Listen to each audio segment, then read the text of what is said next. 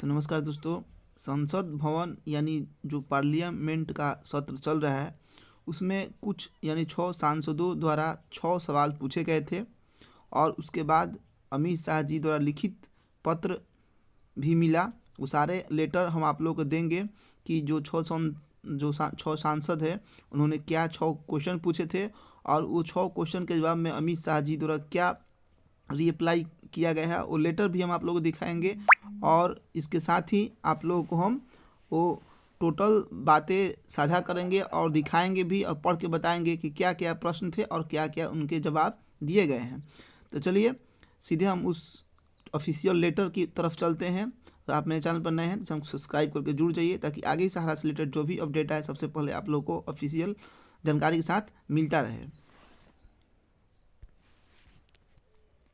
जैसे कि आप लोग लेटर देख रहे हैं, भारत सरकार सहकारिता मंत्रालय लोकसभा आंतरिक प्रश्न 496 मंगलवार यानी 6 फरवरी को ये जो एक लेटर जारी किया गया था। सबसे पहले तो वो 6 सांसद को बहुत बहुत धन्यवाद जिन्होंने सहारा भुगतान को लेकर के क्वेश्चन पूछे। जैसे में ये 6 सांसद थे श्रीमती डिम्पल यादव जी, श्रीमती संगीता कुमारी सिंह देव, श्री विनोद कुमार सोनकर, श्री भोला सिंह, श्री राजा अमरेश्वर नाइक, डॉक्टर सुकांत मजूमदार। सबसे पहले ये 6 सांसद को बहुत बहुत धन्यवाद जिन्होंने एक गरीब जमाकर्ताओं का क्वेश्चन संसद भवन में पार्लियामेंट में अमित शाह जी CRC पोर्टल के तरफ से पूछा गया। तो पहले तो उनको बहुत बहुत साधुवाद। चलिए अब हम जानते हैं कि इन्होंने क्या क्या प्रश्न पूछे थे। देखिए इन्होंने लिखा था क्या सहकारिता मंत्री यह बताने की कृपया करेंगे। अब कौन कौन सा प्रश्न पूछे थे आप लोग क्रमवार थोड़ा ध्यान से देखिएगा। ये PDF जो हम निकाले हैं उसमें थोड़ा फ्रेशनेस नहीं आया है। इसमें 6 क्वेश्चन है। देखिए हम लोग पढ़ेंगे क्या क्या था। पहला पूछा गया था, इसके बाद हम आप लोग को उनका जवाब भी जो पोर्टल के माध्यम से दिया गया वो जवाब भी हम आप लोगों को दिखाएंगे। सबसे पहला प्रश्न था कि सरकार द्वारा शुरू किया गया सहकारी समितियों के केंद्रीय पंजीकरण ने CRCS सहारा इंडिया रिफंड पोर्टल की कई तकनीकी मुद्दों के कारण प्रतिदायित्व दावों को पंजीकृत करने में विफल रहा है। मैंने इनका पहला प्रश्न था जो सहारा CRC पोर्टल लाया गया है, बहुत सारे लोगों की कमियां बताई जा रही है, बहुत सारे लोगों को पंजीकरण में दिक्कत हो रही है। तो इसके मुद्दे पर क्या है आपका, कितना विफल हो रहा है आपका पोर्टल, इसका जवाब दें और इनका समाधान भी दें।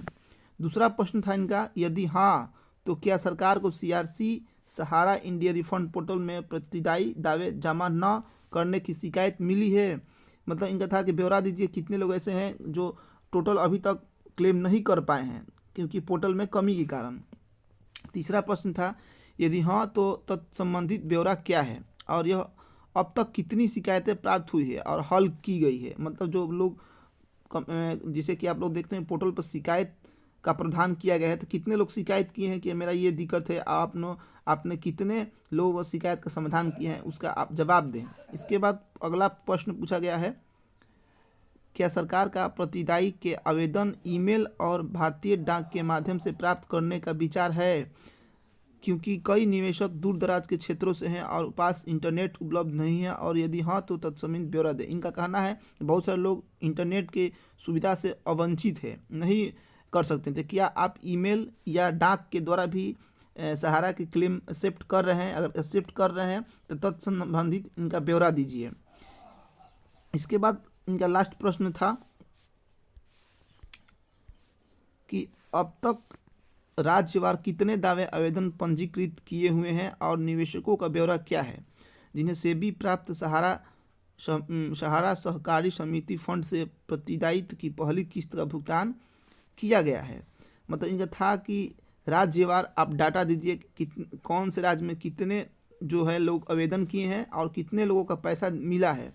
इनका यही सवाल था। और नेक्स्ट सवाल क्या था इनका कि मंत्रालय द्वारा निवेशकों का अब तक कितनी राशि लौटाई गई है। और लास्ट में प्रश्न था कि कितनी राशि लौटाई गई है।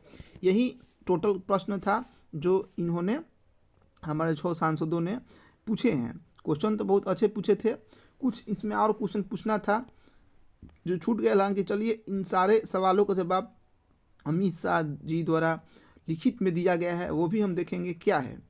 अब यहाँ पर देखिए उत्तर, यहाँ पर आप लोग देख रहे होंगे उत्तर सहकारिता मंत्रालय अमित शाह जी द्वारा दिया गया है। इसमें क्या है कि सहकारिता मंत्रालय रीट याचिका संख्या 191/2020 पिनक पानी मोहंती बनाम भारत संघ और अन्य में दायर की गई अंतर्वर्ती याचिका इंटरकोलेटरी एप्लीकेशन में माननीय उच्चतम न्यायालय ने दिनांक 29/3/2023 के आदेश में अन्य बातें साथ साथ निर्देश दिया गया है।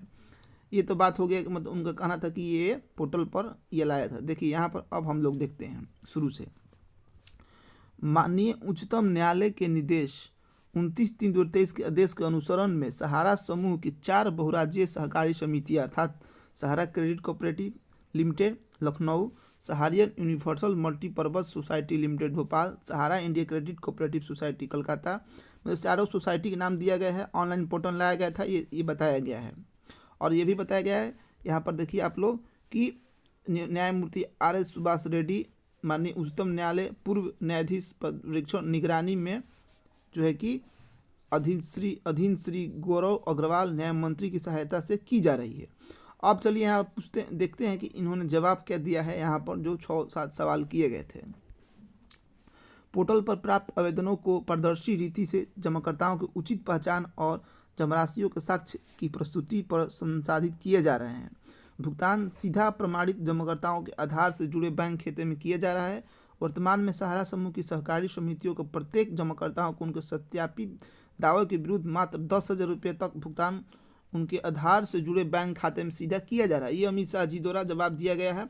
और देखिए क्या बताया गया है वर्तमान में। अब देखते हैं दूसरे सवाल का जवाब क्या क्या दिए हैं, इसके बाद हम लोग निष्कर्ष निकालेंगे। यहाँ पर वर्तमान में दावों की प्रस्तुति में कोई तकनीकी समस्या या इंटरनेट एक्सेस की समस्या नहीं हो रही है, जैसे कि पंजीकरण की विशाल संख्या में उजागर है। इसके अलावा पोर्टल पर जमाकर्ताओं के आवेदन में पाई गई किसी भी कमी के दशा में उन्हें ऐसे कमी की सूचना दी जाती है ताकि दिनांक 15/11/2023 को शुभारंभ किए जा चुके पुनः प्रस्तुति पोर्टल के माध्यम से अपना आवेदन पुनः प्रस्तुत कर सकते हैं। इन्होंने बताया है कि हमने जिनका भी क्लेम में गलती है वो दोबारा से रीसबमिशन के लिए उन्हें 15/11/2023 से पुनः प्रस्तुति पोर्टल पर ला चुके हैं। ये बता रीसबमिशन के बारे में। आगे आवेदनों का राज्यवार वितरण उपलब्ध नहीं है। जो प्रश्न पूछा गया था कि राज्य वाइज कितने लोग हैं, कितने पैसा का डिमांड है हर स्टेट का, आप विवरण दीजिए। इन्होंने बता दिया कि राज्यवार विवरण कोई उपलब्ध नहीं है।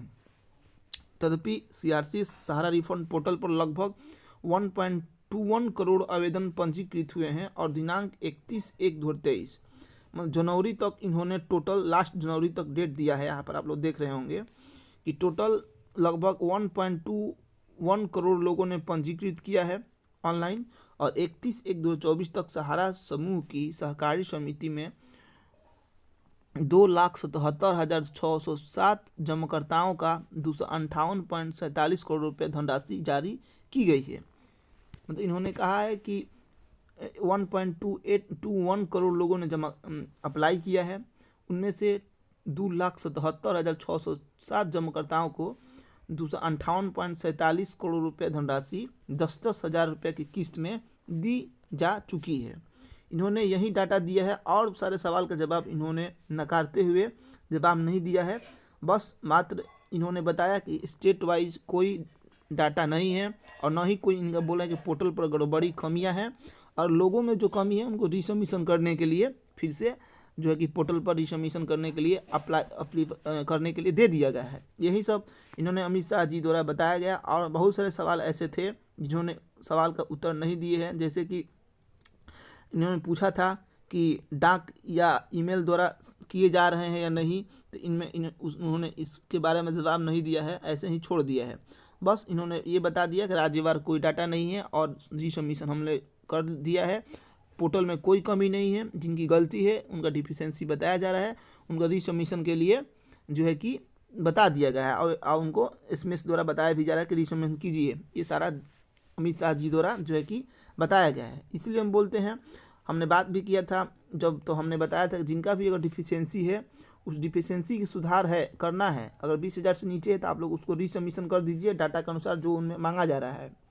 और आपका 20,000 से ऊपर है तो कुछ दिन वेट कीजिए, बहुत जल्द इसमें पोर्टल पर लाया जाएगा। जैसे हमने कल बात किया है सहारा ऑफिस में, आप लोग मेरी कॉल रिकॉर्डिंग पिछले वीडियो में ही जाकर देख सकते हैं। टोटल कॉल रिकॉर्डिंग है, आप लोग जरूर उस रिकॉर्डिंग को सुनिए कि किस डिफिशियंसी क्या समाधान है।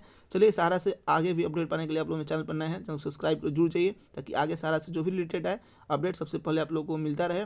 वीडियो को एक लाइक कर सब्सक्राइब कर जुड़ जाइए। तब तक जय हिंद दोस्तों।